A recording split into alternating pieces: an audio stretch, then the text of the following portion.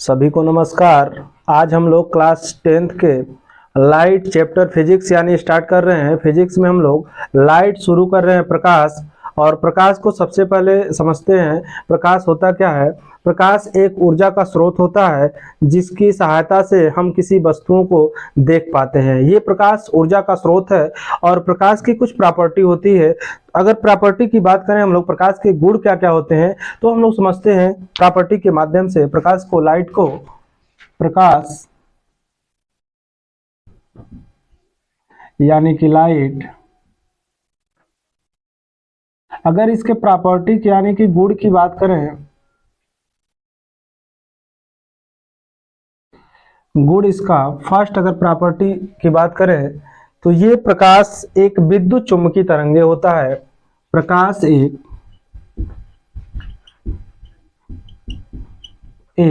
विद्युत चुम्बकीय तरंगे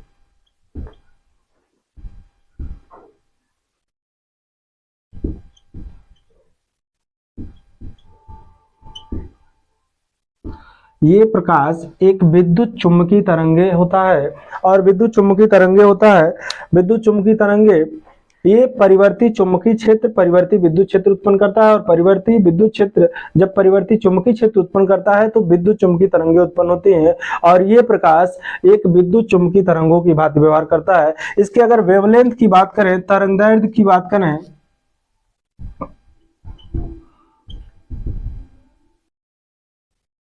तरंगदैर्घ्य इसका होगा वेवलेंथ, इसका 3500 एंगस्ट्रॉम से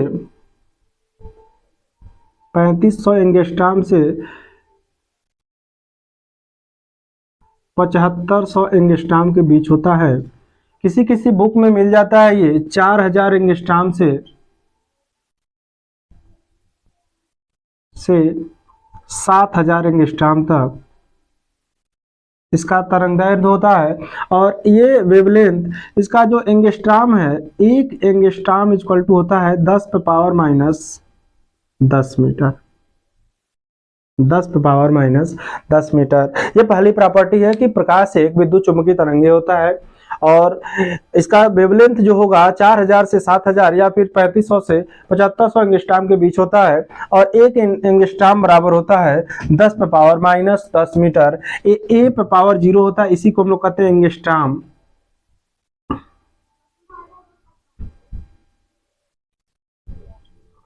एंगस्ट्रॉम होता है ये। और अगर दूसरी प्रॉपर्टी की बात करें, सेकेंड प्रॉपर्टी, तो ये प्रकाश एक सीधी रेखा में गमन करती है। प्रकाश एक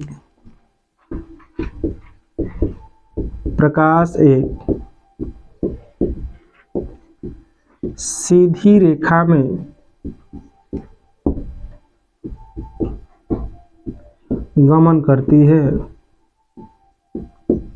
प्रकाश एक सीधी रेखा में गमन करती है। अगर इसका प्रैक्टिकल देखना चाहें तो कुछ कार्डबोर्ड ले लिया जाए, जैसे ये गत्ता है, इसको 3-4 गत्ता इस तरह से पैरेलल समांतर रख दिया जाए।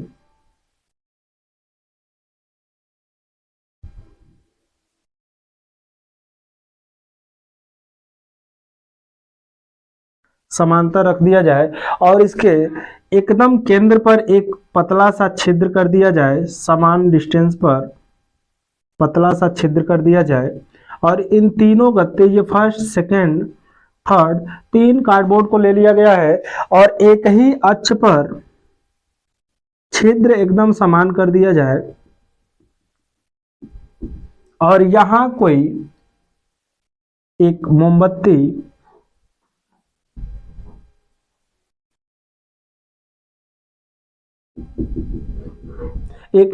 या फिर कोई लाइट जलाया जाए यहां। और हम लोग देख पाते हैं यहां से, अगर देखें, अगर यहां से हम लोग देखें, यहां से सामने से अगर देखें तो ये छिद्र के रास्ते मोमबत्ती एकदम सीधी दिखाई देती है। इसका मतलब यहाँ लाइट अगर है, यहाँ प्रकाश है, इसके सामने अगर प्रकाश रखा गया है तो अगर ये सीधी रेखा में गमन ना करती तो इस रास्ते ये यहां तक ना आ पाती। हम लोग देख पाते हैं कि अगर यहाँ उजाला है, यहाँ लाइट है, तो हम एकदम सीधी रेखा में देख रहे हैं, एकदम छिद्र के रास्ते देख रहे हैं सीधी रेखा में, तो हमें वो लाइट दिखाई देती है और दिखाई दे रही है, तो हम कहेंगे कि ये जो लाइट आ रही है वो सीधी रेखा में गमन करती है। हालांकि अगर ये विद्युत चुम्बकीय तरंगे हैं, सीधी रेखा में गमन कर रही है, तो अगर विद्युत चुम्बकीय तरंगे हैं तो विद्युत चुम्बकीय तरंगे ये इस तरह से चलती हैं, एक सुरंग होता है उसमें और एक गर्त होता है। ऊपर वाले को हम लोग सुरंग कहते हैं और नीचे वाले को गर्त कहते हैं। तो ये इस तरह से चलता है विद्युत चुम्बकीय तरंगे। अब बात ये आता है कि अगर विद्युत चुम्बकीय तरंगे हैं तो इस तरह से चलना चाहिए, और सीधी रेखा में गमन कर रही है तो इस तरह से चलना चाहिए सीधी रेखा में। जब प्रकाश तरंग की भांति व्यवहार करता है तो इसको हम लोग कहते हैं तरंग प्रकाश की, और अगर ये किरण की भांति व्यवहार करता है, कण की, या फिर सीधी रेखा में गमन करता है तो इसको हम लोग कहते हैं किरण प्रकाश की। और अगर इसके आगे बात करें तो यहाँ कह सकते हैं कि ये जो प्रकाश का पथ है, प्रकाश के पथ को हम लोग किरण कहते हैं। आगे अगर बात करें तो प्रकाश के पथ को, प्रकाश का जो पथ होगा वो क्या कहलाएगा, किरण हम लोग कह सकते हैं कि प्रकाश के पथ को किरण कहते हैं, और किरण का ये संकेत होगा इस तरह से। और आगे अगर बात करें, इनका समूह अगर ले लिया जाए, ये अकेला है और यही और संख्या में ले लिया जाए तो किरण पुंज हो जाएगा। वो किरणों का समूह जो होगा, अगर बात करें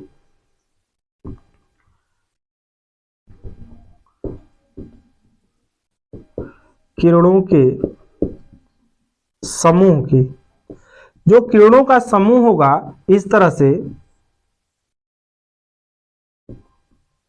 इसे हम लोग कहते हैं किरण पुंज। इसे हम लोग कहते हैं किरण पुंज है। तो इसमें प्रॉपर्टी हम देख रहे हैं, प्रकाश एक विद्युत चुम्बकीय तरंगे होती हैं, और दूसरा देख रहे हैं कि ये कार्डबोर्ड लगा करके देख रहे हैं कि एकदम सीधी रेखा में जा रही है, तो प्रकाश एक सीधी रेखा में गमन करती है। और अगर प्रकाश सीधी रेखा में गमन कर रही है तो प्रकाश के ये जो पथ है, जिस रास्ते से ये जा रही है, ट्रेवल कर रही है, प्रकाश के पथ को हम लोग किरण कहते हैं।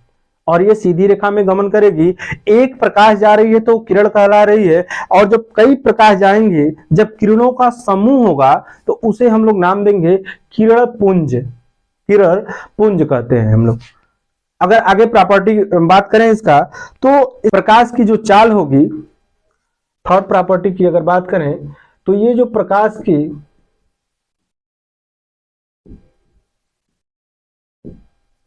जो चाल होती है वो लगभग 3 गुणे 10⁸ मीटर प्रति सेकेंड होता है।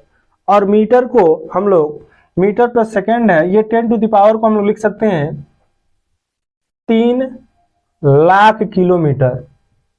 अगर किलोमीटर में चेंज करें तो ये आएगा 3 लाख किलोमीटर प्रति सेकेंड। ये 3 लाख किलोमीटर मतलब ये है कि एक सेकेंड में जो प्रकाश ट्रेवल करती है वो 3 लाख किलोमीटर, और सूर्य से फिर भी लाइट अर्थ तक आने में इसको लग जाता है 8 मिनट 24 सेकेंड। ये लाइट का जो स्पीड होता है वो निर्वात में 3 लाख, ये निर्वात की बात होती है, निर्वात में ये निर्वात में 3 लाख किलोमीटर प्रति सेकेंड के हिसाब से चलती है, और इसे अर्थ तक, सूर्य से अर्थ तक आने में 8 मिनट 24 सेकेंड लगता है। और अगर अगली प्रॉपर्टी की बात करें हम लोग, तो यहां अगर लिखें प्रकाश के संचरण के लिए, अगर इसका फोर्थ पॉइंट लिखें, प्रकाश के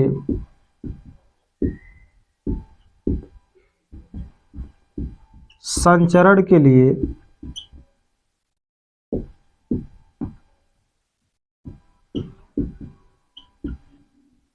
माध्यम की आवश्यकता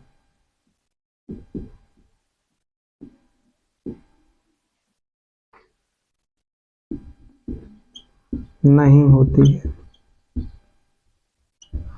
अगला पॉइंट देखें हम लोग, तो प्रकाश को संचरण के लिए, ट्रेवलिंग के लिए से किसी भी मीडियम या फिर माध्यम की आवश्यकता नहीं होती है। ये किसी भी माध्यम में प्रकाश जब अर्थ सूर्य से अर्थ तक आएगा तो किसी भी माध्यम की इसे आवश्यकता नहीं होती है, ये अकेला ट्रेवल कर लेता है, किसी की माध्यम की आवश्यकता नहीं होती है। लेकिन ये है कि प्रत्येक माध्यम में, अलग अलग माध्यम में प्रकाश का जो वेग होगा, जो चाल होगी, वो अलग अलग होती है। तो हम लोग लिख सकते हैं इसको, परंतु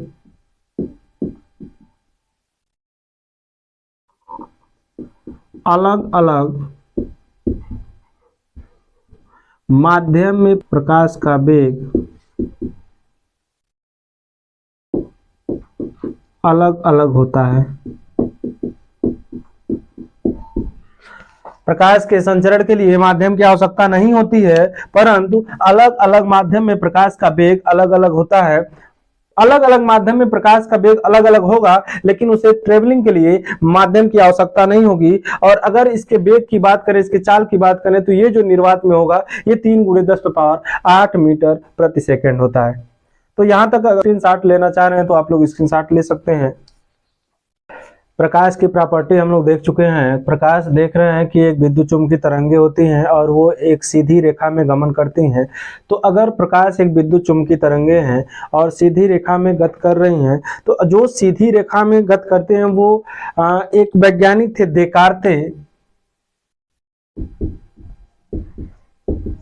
देकार्ते एक वैज्ञानिक थे। उन्होंने कहा था कि प्रकाश एक कण की भांति व्यवहार करता है, कण की भांति व्यवहार करता है, जिसे हम लोग कहते हैं किरण प्रकाश की। कण यानी कि किरण की भांति व्यवहार, कण यानी कि किरण की भांति व्यवहार करता है, इसे हम लोग कहते हैं किरण प्रकाश की। आगे चल के एक हाइगेंस वैज्ञानिक थे, हाइगेंस ने बताया था,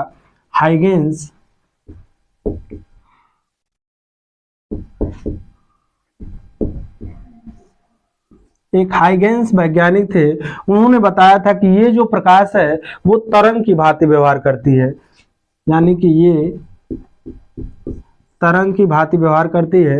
हालांकि प्रकाश आगे चल के डी ब्रागली वेव आया, डी ब्रागली तरंगदैर्घ्य डिफाइंड किया इन दोनों को, 2 German and Davidson and German प्रयोग। आगे जो आता है डेविडसन एवं जर्मन प्रयोग, डेविडसन एवं जर्मन प्रयोग ने यह सिद्ध किया कि प्रकाश किरण की भी भांति व्यवहार करती है और तरंग की भी भांति व्यवहार करती है, यानी कि प्रकाश द्वैत प्रकृति, प्रकाश का द्वैत प्रकृति होता है, ये दोहरा व्यवहार होता है, ड्यूअल नेचर होता है। तो प्रकाश का ड्यूअल नेचर होता है, और ये ड्यूअल नेचर इन्होंने ये बताया कि जैसे मान लीजिए यहाँ कोई पार्टिकल है, प्रकाश इस तरह से भांति व्यवहार करेगा, जैसे यहाँ पार्टिकल है और इसको मूव कराया जाए इस तरह से, तो जैसे पार्टिकल आगे की तरफ जाएगा, तो पार्टिकल जैसे जा रहा है वो कण की तरह जाएगा, और वेव इसके पीछे पीछे इस तरह से जाता है, इस तरह से वेव जाता है। इसका मतलब यह है कि ये दोनों की भांति व्यवहार करता है। इन्होंने बताया था कि देकार्ते ने कहा था कि इसे ट्रेवलिंग के लिए माध्यम की आवश्यकता नहीं होती है, माध्यम की आवश्यकता नहीं होती है, और हाइगेंस ने बताया था कि इसमें माध्यम की आवश्यकता होती है। और इन्होंने बताया था कि एक ईथर माध्यम, जिस माध्यम में प्रकाश ट्रेवल कर रहा है, वो माध्यम हाइगेंस के हिसाब से हाइगेंस ने बताया था कि ईथर माध्यम होता है। और ये ईथर माध्यम की जो डेंसिटी होती है, घनत्व जो होता है, घनत्व एकदम कम होता है, मिनिमम होता है। तो इन्होंने परिकल्पना किया था कि ये ईथर माध्यम में ट्रेवलिंग करता है लाइट, और देकार्ते ने बताया था कि इसके ट्रेवलिंग के लिए माध्यम की आवश्यकता नहीं होती है। हालांकि ये दोनों भ्रम दूर हुआ था डेविडसन एवं जर्मन प्रयोग से। ये आगे हम लोग पढ़ेंगे, जब क्लास 12th में जाएंगे तो फिजिक्स में हम लोग पढ़ेंगे। अब अगर आगे बात करें कि प्रकाश अगर आ रही है, कहीं आपतित हो रही है, तो क्या क्या घटना घटित हो सकता है प्रकाश के आपतित होने के कारण। यहां मान लीजिए पृथक्कारी एक पृष्ठ है,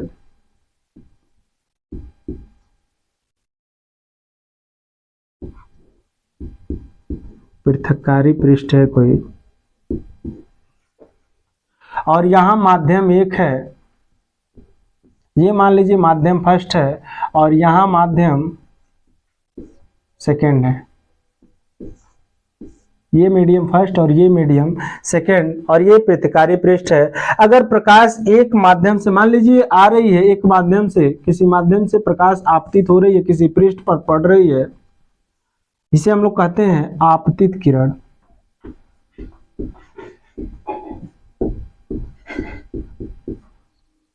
और वो प्रकाश अगर जिस माध्यम से आ रही है उसी माध्यम में वापस चली जा रही है, इसी माध्यम में वापस भी जा रही है, तो इसे हम लोग कहते हैं परावर्तित किरण।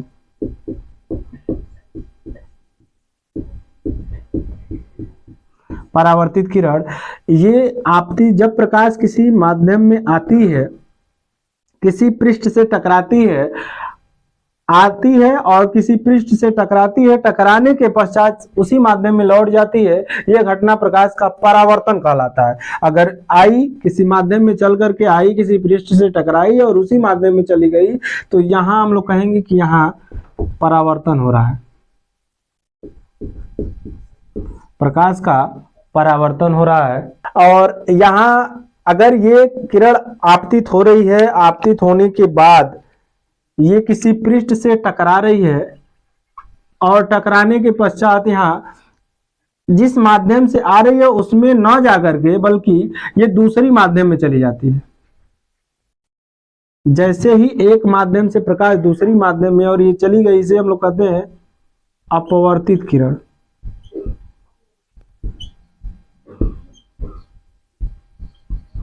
ये अपवर्तित किरण है। अगर दूसरे माध्यम में चली जा रही है तो यहां हम कहेंगे कि प्रकाश का अपवर्तन हो रहा है। यहां से हम लोग अपवर्तन की घटना पढ़ सकते हैं। और या तो तीसरी घटना घटित हो सकती है, ये फर्स्ट है परावर्तन की घटना, और सेकंड घटना अपवर्तन हो जाएगी।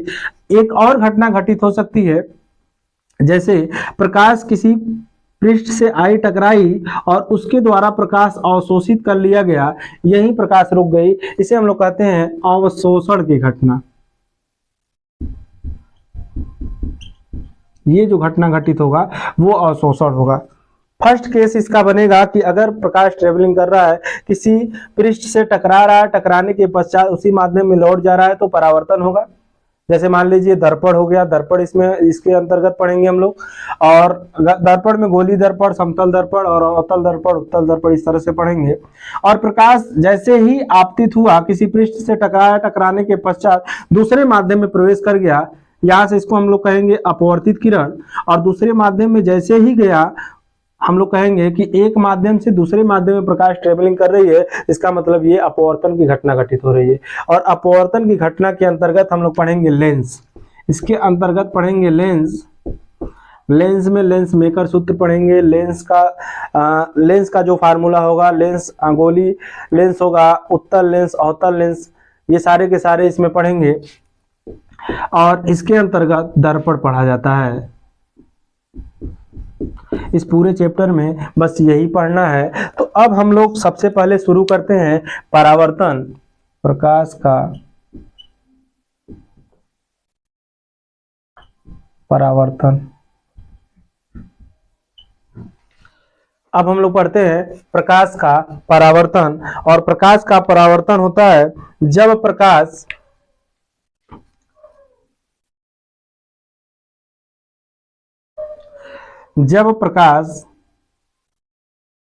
किसी अपारदर्शी पृष्ठ से टकराता है। जब प्रकाश संचरण के दौरान किसी अपारदर्शी, ये पारदर्शी नहीं है, ये अपारदर्शी पृष्ठ है, ये चिकनी सतह ऊपर होता है, चिकनी सतह,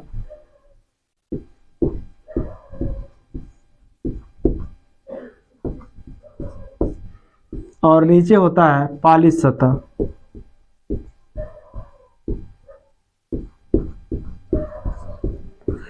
जब प्रकाश किसी चिकनी सतह पर आपतित होता है या फिर टकराता है, जब प्रकाश किसी पृष्ठ से टकराता है और टकराने के पश्चात उसी माध्यम में लौट जाता है, उसी माध्यम में लौट जाता है, प्रकाश की लौटने की यह घटना प्रकाश का परावर्तन कहलाता है। तो यहां मान लीजिए ये जो किरणें आ रही हैं, जिस पृष्ठ पर टकरा रही हैं, इसे हम लोग कहते हैं आपतन बिंदु। जिस बिंदु पर टकराएगी इसे हम लोग कहते हैं आपतन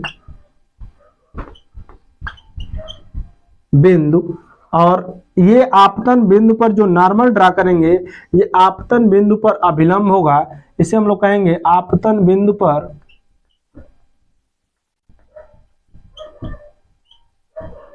अभिलंब, और इसे हम लोग कहेंगे आपतित किरण।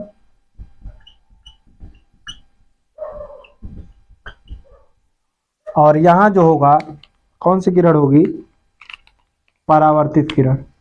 ये जो होगा परावर्तित किरण।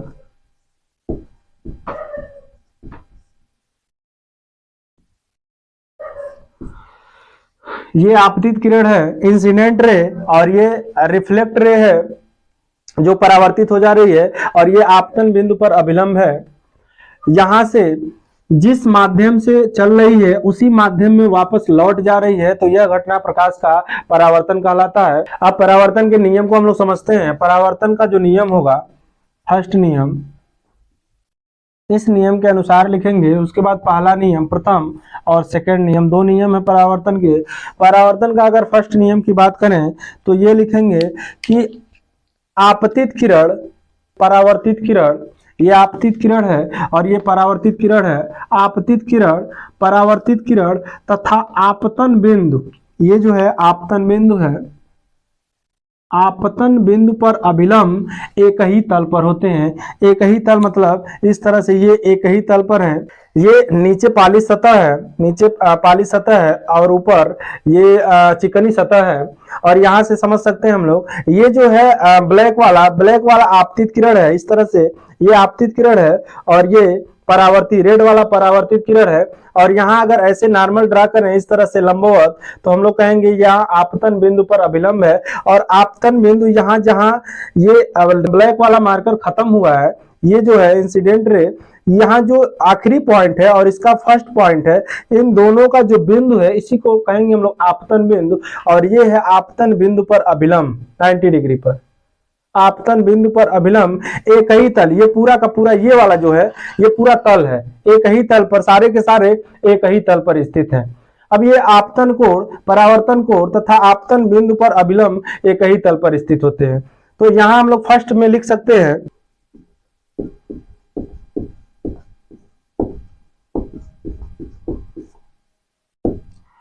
परावर्तित किरण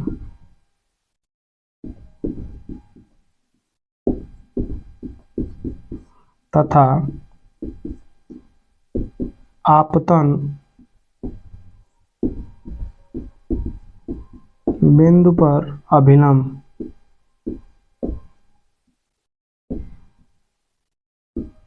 आपतित किरण, परावर्तित किरण तथा आपतन बिंदु पर अभिलंब एक ही तल पर स्थित होते हैं, एक ही तल पर होते हैं, एक ही तल पर होते हैं। ये फर्स्ट नियम है। अगर सेकंड नियम की बात करें तो आपतन कोण, ये आपतन कोण है इस तरह से, ये आपतन कोण I और ये है परावर्तन कोण R। तो अगर आपतन कोण, परावर्तन कोण लिखना चाहें तो हम लोग लिख सकते हैं इस तरह से, आपतन कोण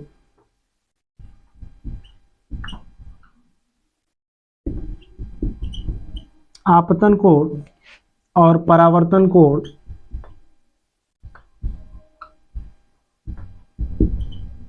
आपतन कोण क्या होता है, जैसे ये अभिलंब है, अभिलंब आपतित किरण तथा आपतन बिंदु पर अभिलंब के बीच का कोण, यहां मान लीजिए बिंदु A है, ये O है और ये B है, या फिर यहां B है, ये M है। तो अगर इसके भुजा की बात करें AO तथा OM के बीच का कोण आपतन कोण। और अगर परावर्तन कोण की बात करें हम लोग तो यहां परावर्तन, जो परावर्तित किरण है OB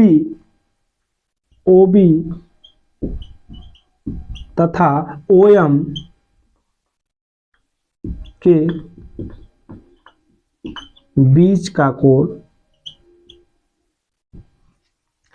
यहां देख रहे हैं हम लोग आपतित किरण तथा अभिलंब के बीच का कोण आपतन कोण और परावर्तित किरण तथा आपतन बिंदु पर अभिलंब के बीच का कोण परावर्तन कोण। ये परावर्तन कोण है। आपतन बिंदु, यहाँ आपतन बिंदु पर अभिलंब है और यहाँ परावर्तित किरण, इन दोनों के बीच का कोण परावर्तन कोण और आपतित किरण तथा अभिलंब के बीच का कोण आपतन कोण। और दूसरा नियम कहता है आपतन कोण, यहाँ दूसरा नियम लिख सकते हैं कि ये आपतन कोण कोण आई परावर्तन कोण के बराबर होता है। आपतन कोण परावर्तन कोण के बराबर होता है। कोण आई जितना अधिक होगा कोण आर भी उतना ही अधिक होता है। अगर कोण आई 0 ले लिया जाए, कोण आई अगर 0 हो जाए तो कोण आर भी 0 होगा परावर्तन के नियम के अनुसार। जैसे मान लीजिए 0 अगर होगा तो ये जो आपतित किरण है ये 0 कब होगा, जो अभिलंब है अभिलंब पर ही लाइट को भेजा जाए। ये मान लीजिए यहाँ अभिलंब है और यहीं से लाइट भी आ रही है तो इसी पर परावर्तित भी हो जाए। अक्सर हम लोग देखते भी हैं कि जितने कोण पर लाइट आती है उतना ही कोण पर वापस चली जाती है। तो इस तरह से ये परावर्तन का नियम बताता है कि कोण अगर आई 0 है तो कोण आर भी 0 होगा। इसका मतलब जिस तरह से ऊपर से आ रही है उसी तरह से नीचे उसी माध्यम में उसी कोण पर लौट जाएगी। तो जितने कोण पर आपतित होगा उतना ही कोण पर ये परावर्तित भी होगा। इस तरह से मान लीजिए ये 45 डिग्री पर इस तरह से आ रहा है तो ये 45 डिग्री पर जाएगा। अगर 30 डिग्री पर आ रहा है तो 30 डिग्री पर ही वापस चला जाएगा। जितने कोण पर वो आपतित होगा उतना ही कोण पर वो परावर्तित हो जाएगा। इसका मतलब आपतन कोण परावर्तन कोण के बराबर होता है। ये दूसरा नियम बताता है। और आपतन कोण होता क्या है, आपतित किरण यानी कि एओ और अभिलंब यानी कि ओएम के बीच का कोण आई आपतन कोण और यहाँ से परावर्तन कोण अभिलंब तथा परावर्तित किरण के बीच का कोण परावर्तन कोण। और यहाँ मान लिए कि यहाँ बिंदु एओ आपतित किरण है, ओएम अभिलंब है और ओ बी परावर्तित किरण है। तो इस तरह से हम लोग परावर्तन का नियम समझ सकते हैं। अब आगे हम लोग बात करेंगे दर्पण की। यहाँ परावर्तन समझ लिए और इसका उपयोग दर्पण में होता है। तो दर्पण हम लोग पढ़ेंगे कि दर्पण में किस तरह से कितने कोण पर आ रही है, कितने कोण पर परावर्तित हो रही है। कोई वस्तु इसके सामने रखा जाएगा तो प्रतिबिंब कहाँ बनेगी और बनाएगी और किस तरह से कहाँ से कितने डिग्री पर भेजा जाएगा, कितना दूर वस्तु को रखा जाएगा तो कितना दूर वस्तु का प्रतिबिंब बनेगा, वस्तु कैसा है उसका प्रतिबिंब कैसा है, उसकी आकृति आकार प्रकृति कैसा है। इस तरह से सारी चीजें हम लोग आगे डिस्कशन करेंगे। तो आज हम लोग परावर्तन पढ़े हैं, परावर्तन के नियम भी पढ़ चुके हैं और प्रकाश क्या होता है, प्रकाश की प्रॉपर्टी क्या होती है, परावर्तन के नियम के साथ हम लोग पढ़ लिए। आगे हम लोग दर्पण की बात करेंगे। ये जो कलई सतह लगा होता है ये नहीं बताए हैं कि ये जो होता है वो सिल्वर का